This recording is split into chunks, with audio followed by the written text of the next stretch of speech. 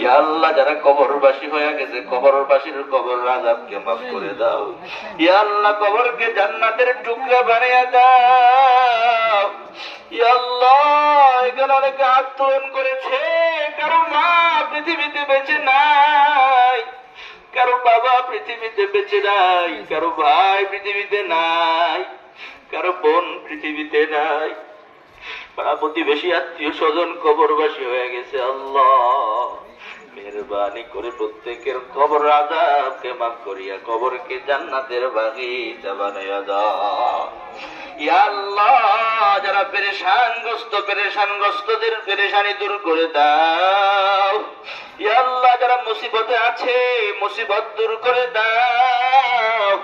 ইয়া আল্লাহ যারা বিপদ আপদে আছে বিপদ আপদ দূর করে দাও। ঋণগ্রস্তদের ঋণ পরিশোধের ব্যবস্থা করে দাও।